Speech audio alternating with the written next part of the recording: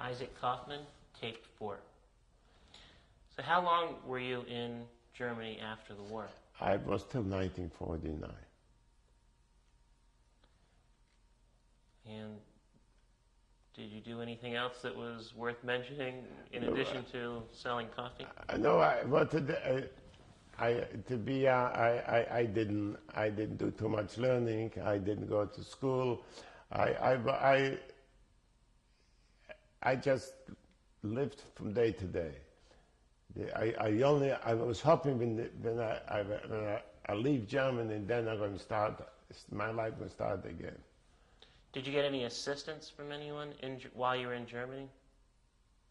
In Germany, sure. The German, I mean, the UNRWA, the international, United Nations, they supplied us with food.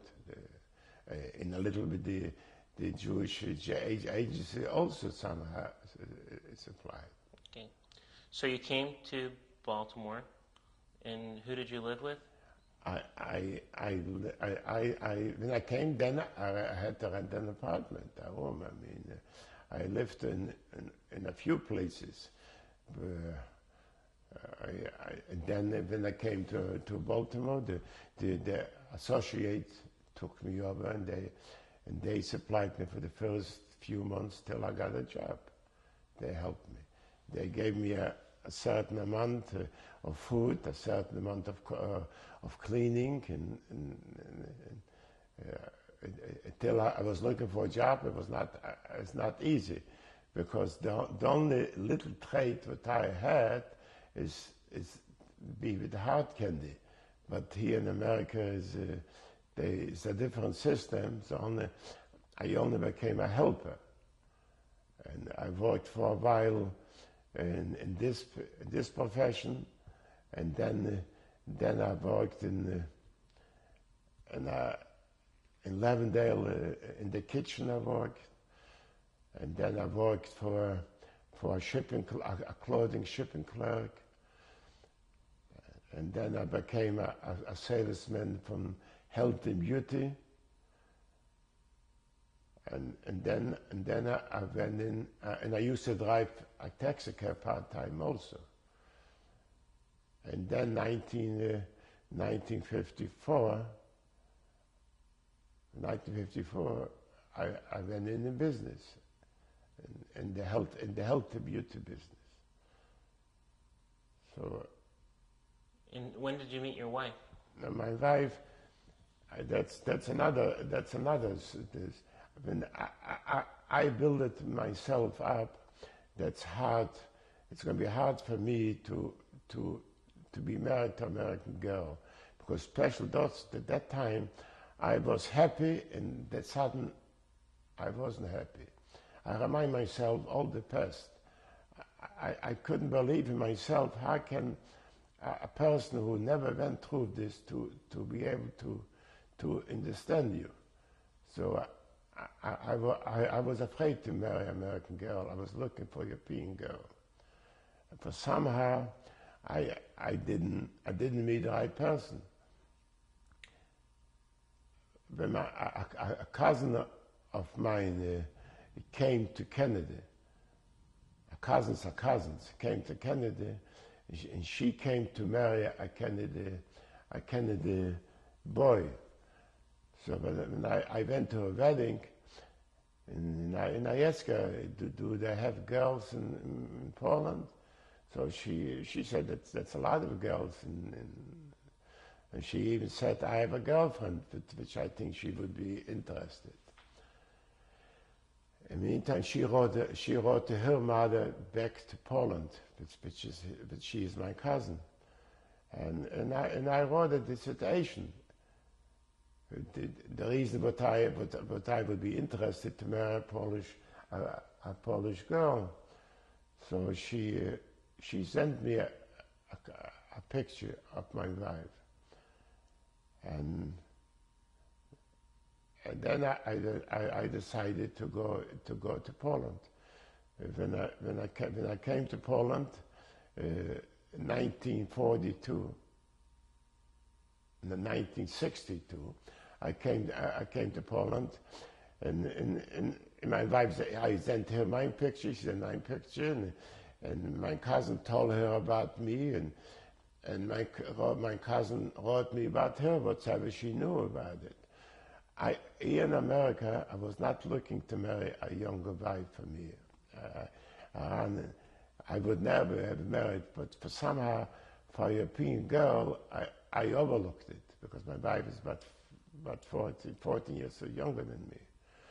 And when I came to Poland, my wife knew about me that I'm coming, but she wasn't sure when I'm coming, because the mail that time was not going so well. She had to go away on vacation, and she came to my cousin, coincidence, to find out when I'm coming. She came and said, he's here already. When I came to Poland, when I came down to Warsaw, if I would gotten a plane to go back, I would have gone back the same night. That time Poland looked very down.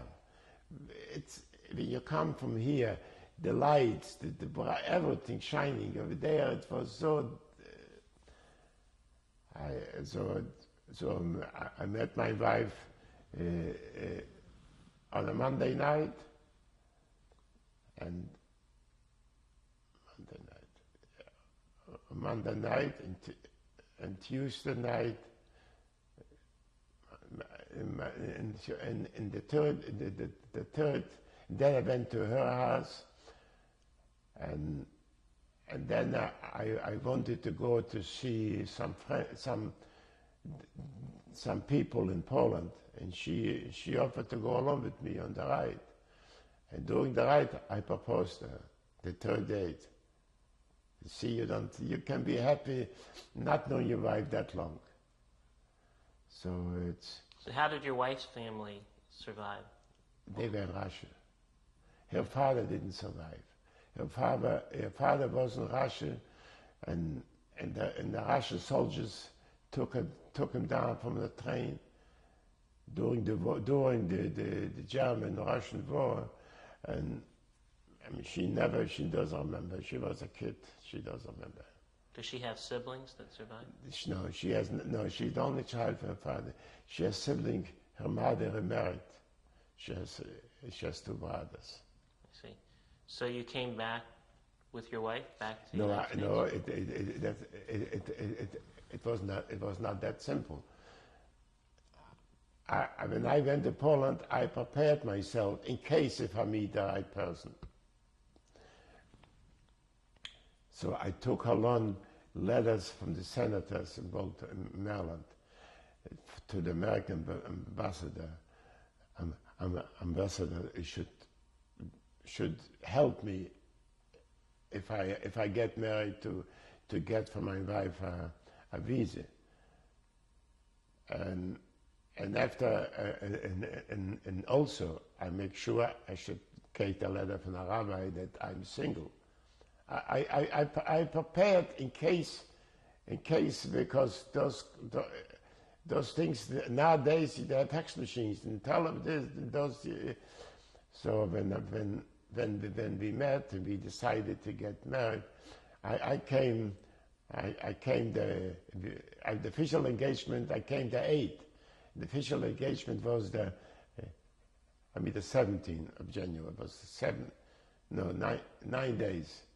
And when we engaged, so the way we engaged, I already tried to apply for a visa. The wedding, I special made it for Swedish. She should not have to fast, because my wife doesn't come from a religious family. Her mother, the mother was not, she didn't know much about it, nothing. But her mother explained to her before I came, she got more scared. She thought maybe I'm more than the mother told her. And then after we got engaged, right away we went in to apply for a visa. And here in America, we have an American passport. You're one of us. In a foreign country, you go to American ambassador, and if it's a line, if you're American, they take you in first. So I went in, I showed the secretary the passport, he calls me in, and I explained to him, right away started working on this. And meantime, we made a civil marriage. We should be able to apply for the visa. And then we had to make, a religious ceremony. Over there was no kosher kitchen. I mean, wait a minute. They had a kosher kitchen in the committee, but there's no caterer. I mean, the mikveh was not used for so many years. And I wanted to make so we had to clean the mikveh. We had to everything. With the food, we had to buy food. We had to buy fish. Lively fish, not like here. And we used to keep it in our apartment, in 2 rooms apartment, in the vanne, how you call it, in bathtub, and we had to buy goose. Okay. And they used to scream. I'm just telling you how it was difficult. Dishes, I came up with an idea. The stores over there, it belonged to the government. Not everybody could buy dishes, so all of them bought new dishes. So we bribed the clerk. We gave him, he gave him money. He should lend us the dishes. So we had new dishes. We had to have a shochet to kill the. I mean, the wedding was, according to those circumstances, it could not be better. And I had a rabbi give me a condition, and I also made the 2 idols, which they were Shema Shabbos also, which was not easy. The way they told me they should, I mean, only thing. And then, in the meantime, when I went away to Poland, I left my business. I had a small business for some people to run for me a little bit. I was planning to stay so long to bring her with me back, but they wrote me a letter. They had a car accident, and I have to come back. So I left her. I left her there, and over there it's not that's not easy. You have to bribe everybody, and even bribing, you are afraid to bribe. I make that time one mistake. If I would took out $500 and I would say I not to give it to him, I give it for the Red Cross.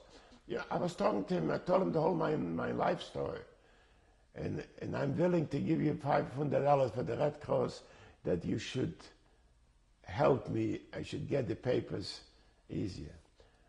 I didn't do it because I was afraid. Everybody promised me. In the meantime, I get a letter that she's expecting. I had to go back, and I was really, I'm here and she's there. And we got married. February the 4th, May the 30th. She came here. And when she came here, she was already in the 5th month, so I wanted to make a reception.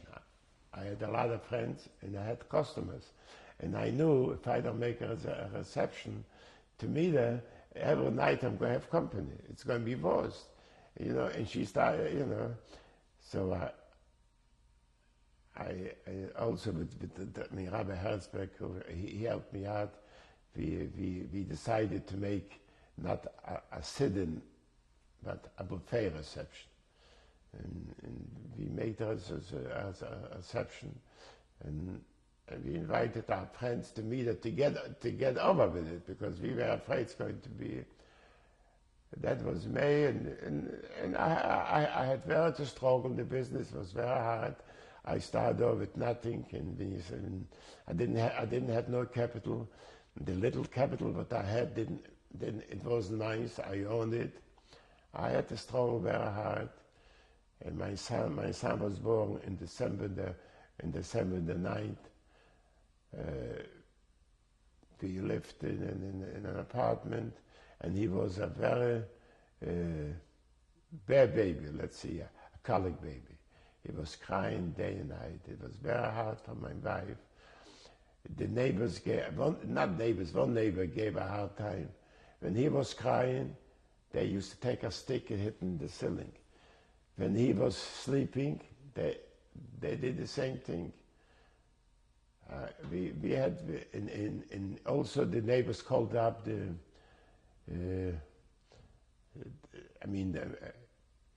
social workers. That time was another name for that group.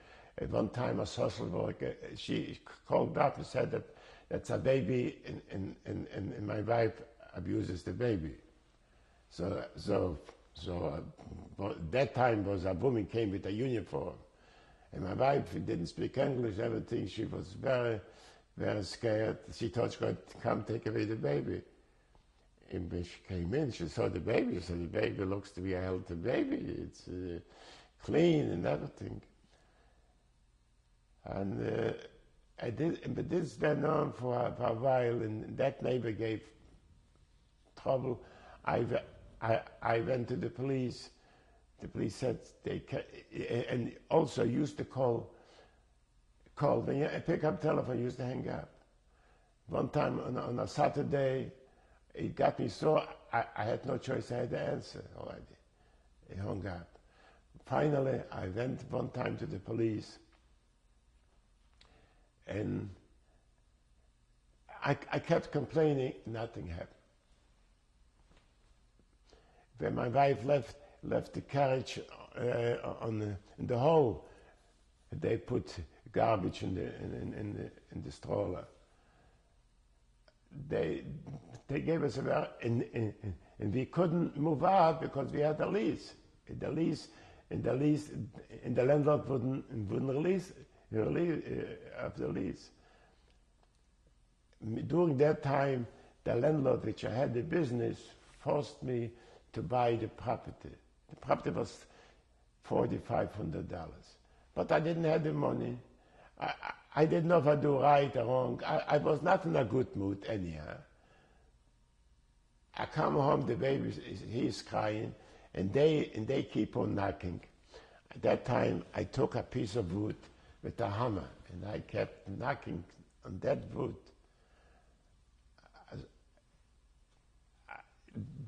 The wood kept splitting in pieces. I figured he's going to call the police, and then police will come, they will arrest me. Then, after they arrest me, then the judge will have to hear the case.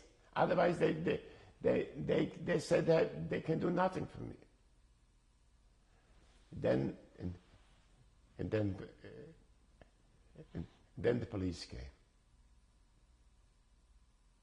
So I told him what happened. So I went to the station and I told them everything. So they arrested him next day. And then came to a trial. And with the telephone, they already they told me I should. With the telephone company, but the only thing, the judge asked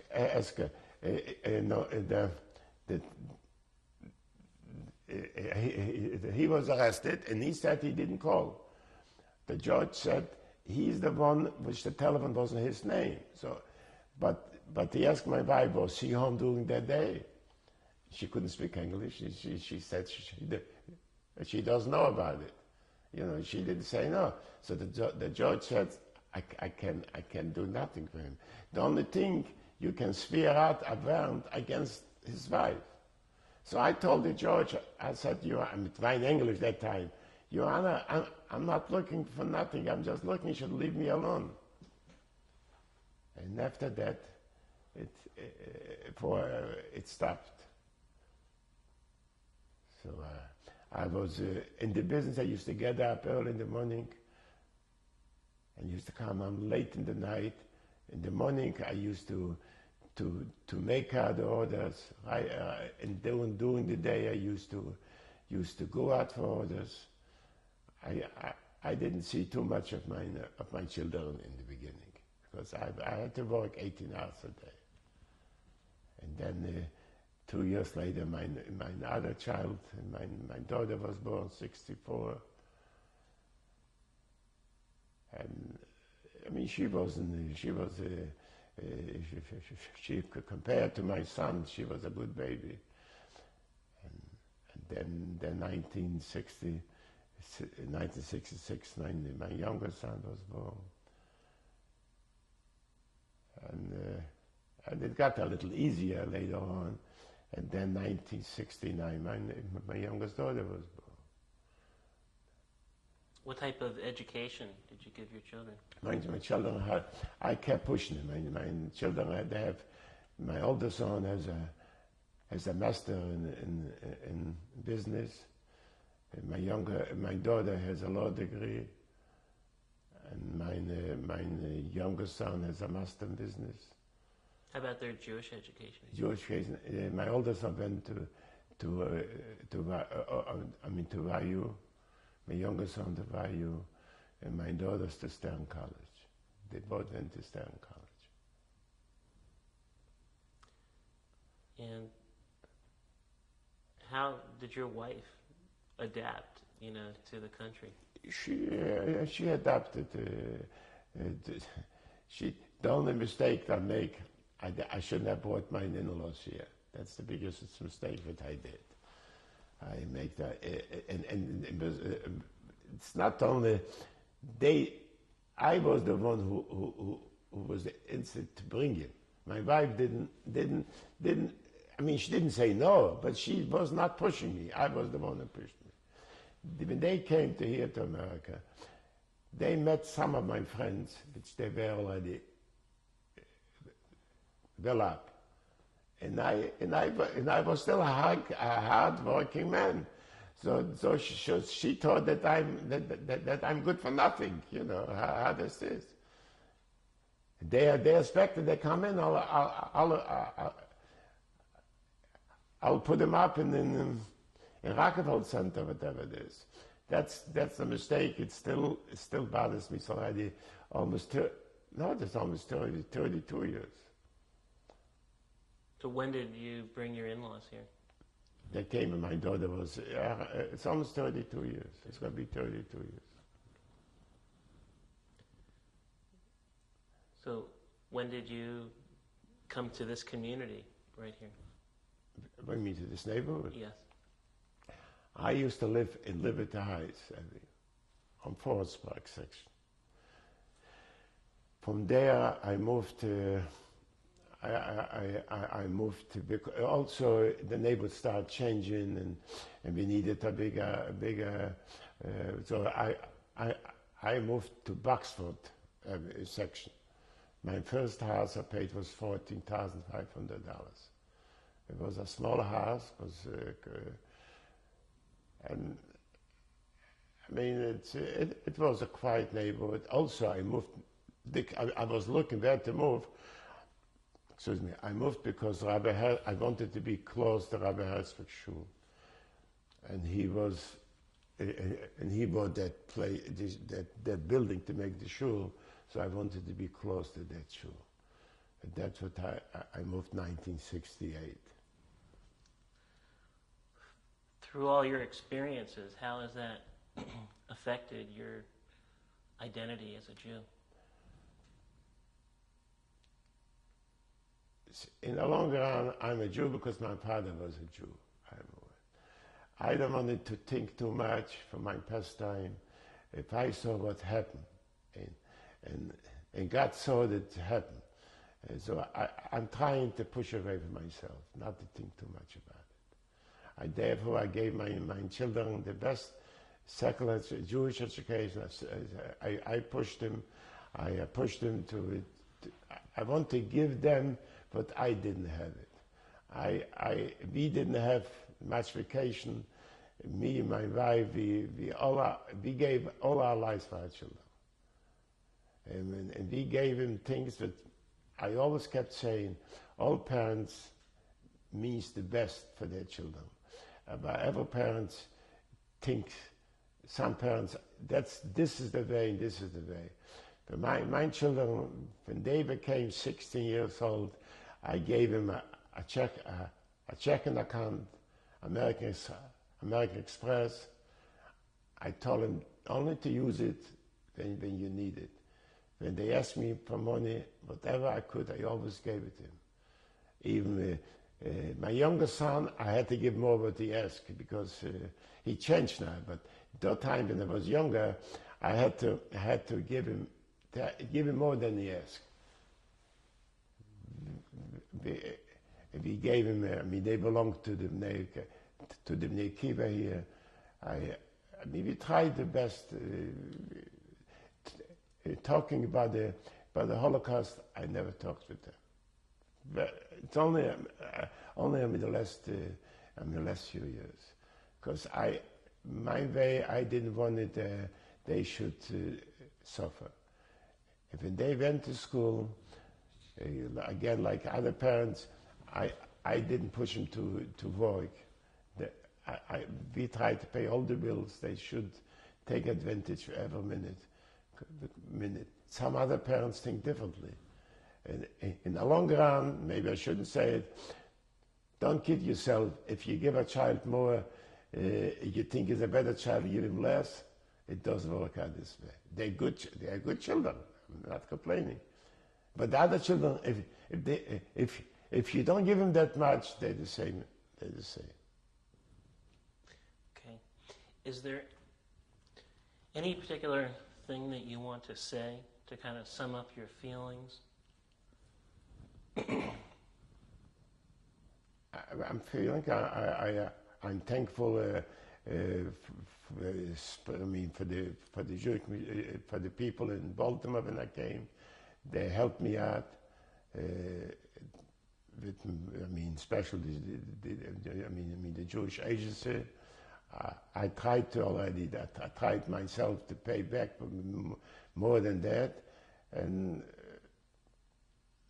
otherwise I'm not a speaker. I cannot. I'm not good for that.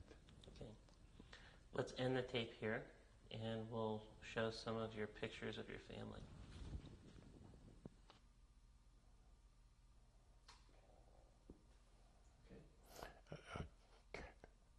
This is the bar mitzvah from my older son Gary.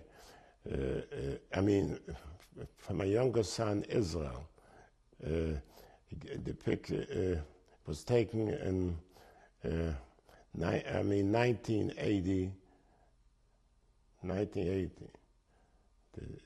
Gary, my older son Gary, myself, my younger son Israel, and my youngest daughter Sarah, my wife, and my oldest daughter Esther.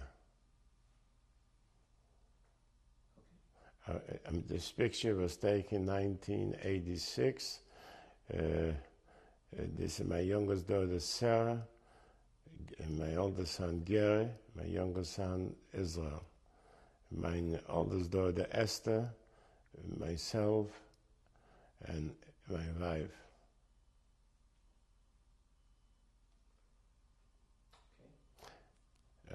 This picture was taken in 1995. This is from the right is my